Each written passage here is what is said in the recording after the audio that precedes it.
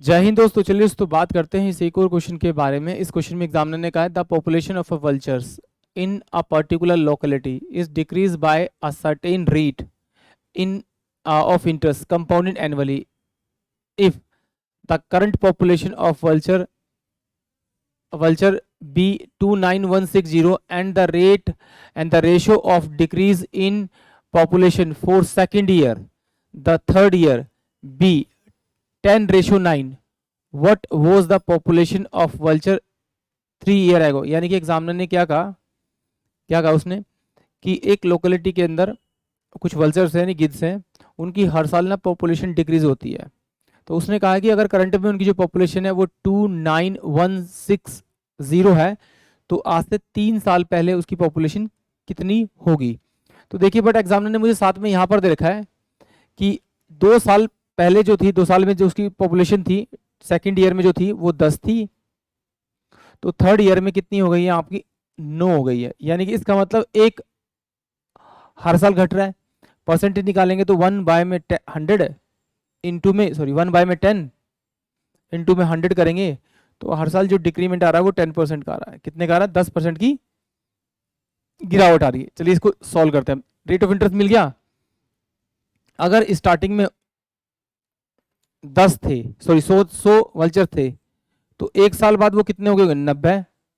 इसका 10% निकालेंगे, 10 का 90 देंगे। इसका रेशियो निकाल लेते हैं, तो ये मेरे पास 10 आ गया और ये मेरे पास कितना आ गया? 9 आ गया। 3 साल बाद की बात करें तो इनका क्यूब कर दीजिए, तो क्यूब करेंगे तो ये 1000 आ जाएगा आपका, और ये कितना आ जाएगा? 729 आ जाएगा।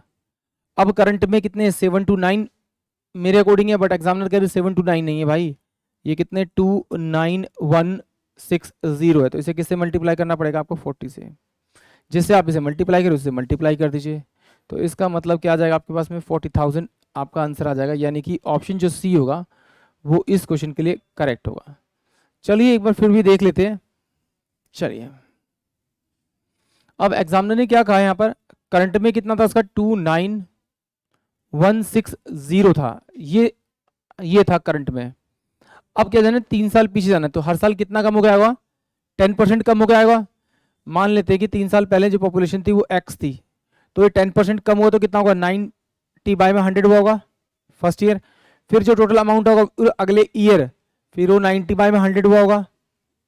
फिर उससे अगले फिर ये टोटल का 90/100 हुआ होगा आपका। ये 2 2 4 यानी 1 2 3 और ये चला गया। इसको ये सोल्व करेंगे तो 29160 इंटू में 10 बाय में तो कितना? 729 इजकल टू में x। तो इससे जब इसको डिवाइड करेंगे तो कितने पे जाएगा आपका? 4 पे जाएगा। तो कितना हो जाएगा आपका? 4। ये 4 पे जाएगा तो यहाँ कितना बचा आपका? 1 2 3।